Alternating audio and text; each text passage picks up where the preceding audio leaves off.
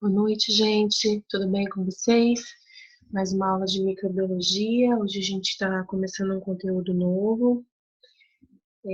Nós finalizamos, né, com o controle do crescimento microbiano. Estou devendo ainda gravar essa aula para vocês e disponibilizar no fórum, tá? Farei isso. E hoje a gente vai começar com o metabolismo microbiano, as características metabólicas, certo? O que seria metabolismo, pessoal? São as atividades que capacitam os micro-organismos a se desenvolverem, ou seja, são as reações bioquímicas, né, reações complexas, que são necessárias para que o micro-organismo cresça, se desenvolva, se reproduza, certo? E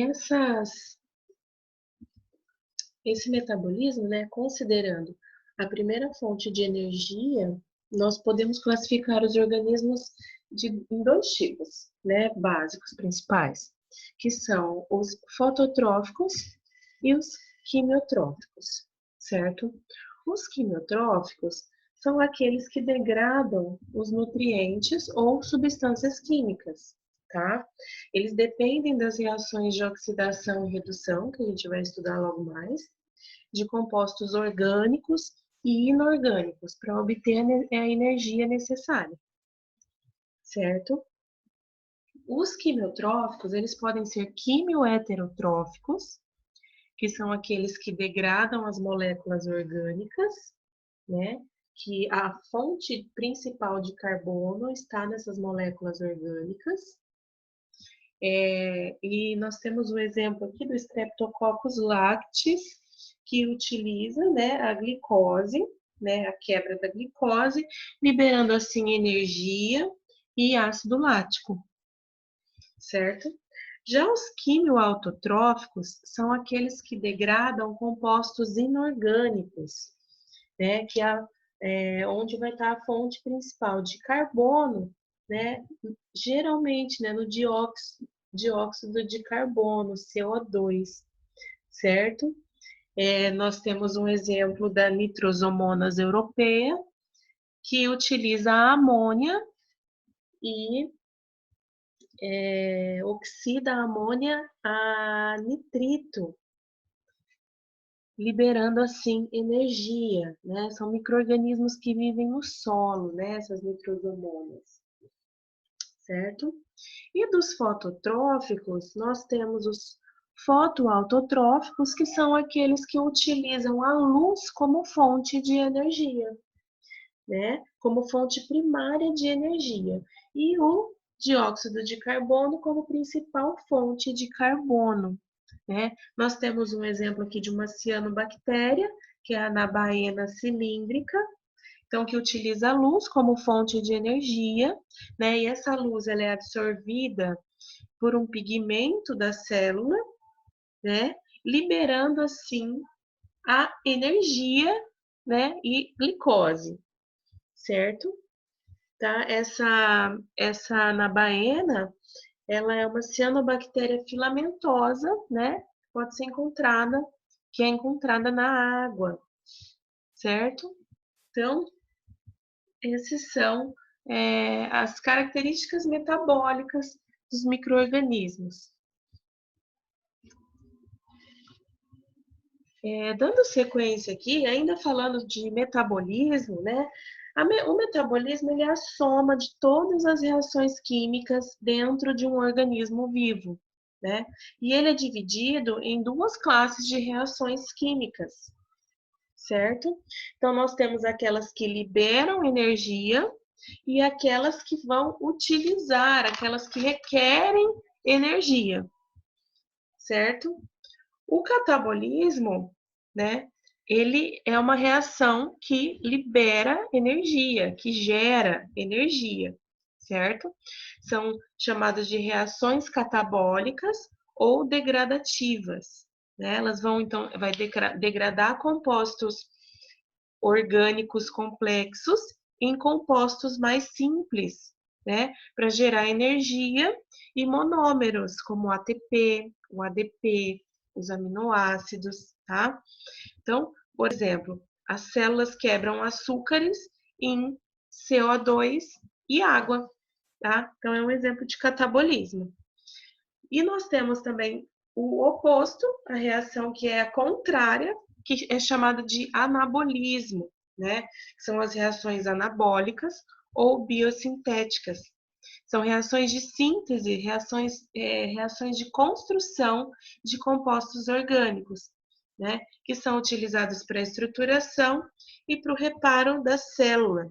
Então, são reações que consomem energia, que requerem energia. Construção das moléculas orgânicas, que são complexas, a partir de moléculas simples. E eu tenho alguns exemplos aqui, como a formação de proteínas, a partir dos aminoácidos, a formação de ácidos nucleicos, a partir de nucleotídeos, a formação de polissacarídeos, a partir de açúcares simples, tá? Então, esses processos biosintéticos, eles geram os materiais necessários para o crescimento celular, ok?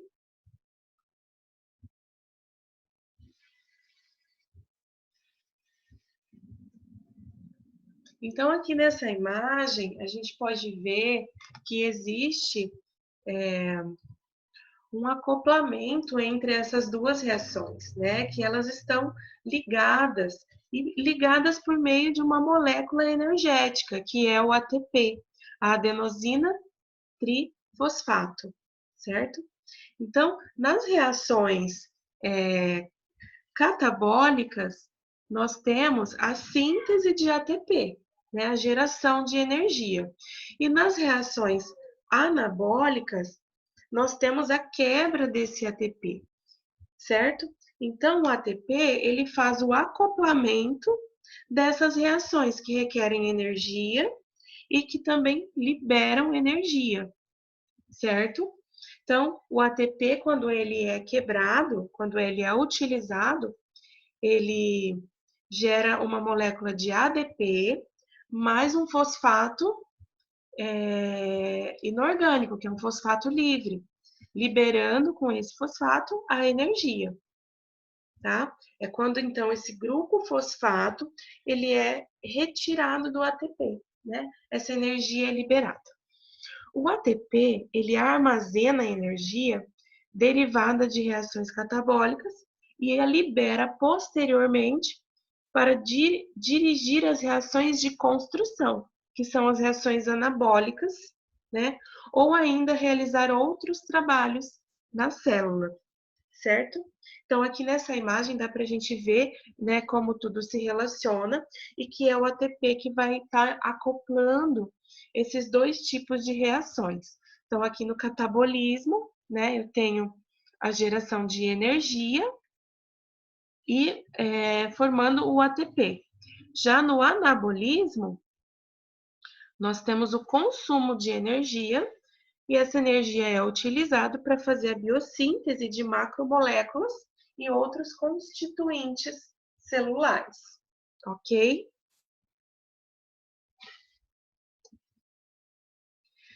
Agora nós vamos estudar, a gente vai aprender o que é uma reação de oxidação e redução, o que é o processo de oxidação e de redução, né?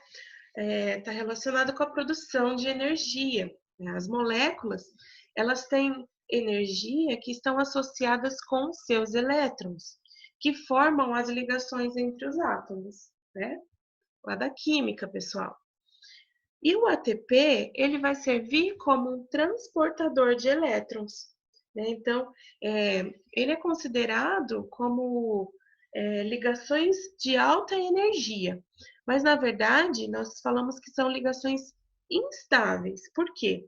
Porque quando é necessária uma energia é, de forma que seja adquirida de forma rápida, recorre-se ao ATP. Esse ATP então é quebrado e essa energia ela é liberada de modo rápido e modo fácil, certo? E o conceito de oxidação e redução, né, também chamado de reação redox, né, onde nós temos a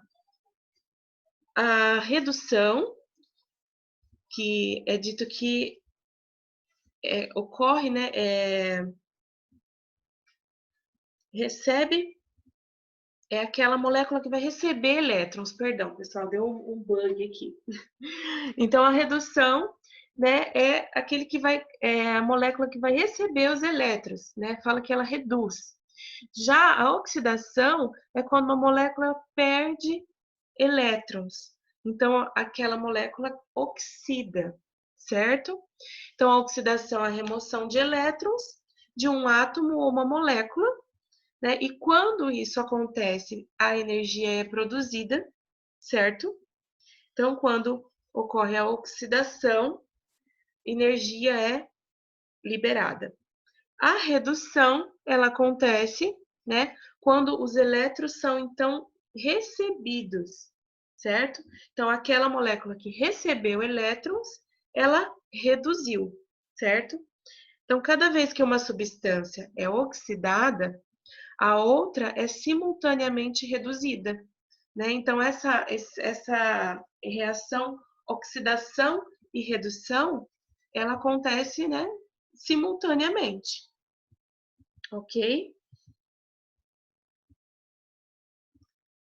Acho que deu para entender. O nosso próximo assunto da aula de hoje é a glicólise. Eu sei que algumas coisas que nós vamos estudar agora em microbiologia, vocês também vão estudar em bioquímica, né? Não ao mesmo tempo, né? Mas eu sei porque, né, eu conversei com a Lilian e ela me disse que vai trabalhar esse conteúdo com vocês de maneira mais aprofundada. Então, aqui na microbiologia, a gente vai ter uma visão mais geral desses processos metabólicos, tá? Da glicólise, da fermentação, da respiração. Então, vocês vão ter esse conteúdo, né, de maneira mais detalhada na disciplina de bioquímica. Acredito que lá para o terceiro bimestre, né, se eu não me engano. Mas, o que seria a glicólise? A gente já ouviu falar muito da glicólise, né? É um processo complexo, tá? E a glicose, né? A glicólise é a quebra da glicose, tá? A glicose é o C6H12O6, tá? É um composto altamente reduzido, né? Ou seja, né, que tem ali uma grande quantidade de energia potencial. E por isso que a glicose é um nutriente valioso para os organismos, né? E é utilizado como fonte de energia, certo? A glicólise, então, é a quebra do açúcar, tá? A maioria dos micro-organismos utiliza essa via, né? E o que acontece na glicólise? A oxidação da glicose. Então, a gente já viu que a oxidação é a remoção de elétrons com consequente produção de energia. Então, quando ocorre a glicólise, estamos nos referindo à oxidação da glicose, tá? Então, a oxidação da glicose em ácido pirúvico ou também piruvato, tá? Você pode encontrar como ácido pirúvico ou piruvato. Então, esse é o primeiro passo no catabolismo dos carboidratos, né? Então, na quebra dos carboidratos, né? Para liberar energia, certo?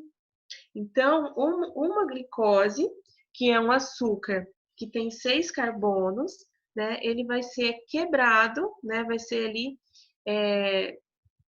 reduzido ali em 2 açúcares de 3 carbonos, certo? Então, uma glicose é convertida em 2 piruvatos, né? Ou 2 ácidos pirúvicos.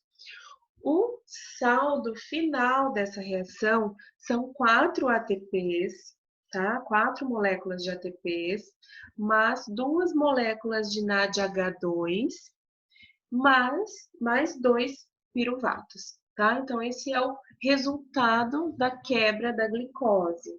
tá? Só que nesse processo todo, 2 ATPs são consumidos, são utilizados, porque é um processo que também precisa de energia para que ele ocorra, tá? Então, no início, na primeira etapa da glicólise, nós temos o consumo de 2 ATPs no processo de fosforilação da molécula de glicose. Mas, quando a gente faz as contas, no saldo final, nós temos 2 moléculas de ATP. Então, produziu energia. É um processo que ocorre tanto em aerobiose e anaerobiose, ou seja, não precisa de oxigênio para que a glicólise aconteça, certo? E na maioria dos casos, é a principal reação, a reação escolhida para iniciar a degradação da glicose, tá? Então, a glicose, né, a glicólise, ela antecede a respiração, né, que é dependente, não, perdão, antecede a respiração e também a fermentação. Então, começa com a glicólise, tá? Então, nessa imagem aqui, a gente consegue ter uma visão geral desse processo de uma forma bem resumida, tá? Vocês podem encontrar também como via glicolítica, né? Glicólise ou via glicolítica, certo? Então, nós temos aqui na primeira etapa, a glicólise é dividida em 2 etapas, tá? É uma via que contém 10 reações químicas, sendo que cada uma dessas reações é catalisada por uma enzima diferente, certo? Então, na primeira etapa, ela vai até a formação de 2 trioses. Lembra que eu falei que na glicose tem 6, é uma molécula com 6 carbonos? Então, ela vai ser quebrada em 2 moléculas que têm 3 carbonos, tá?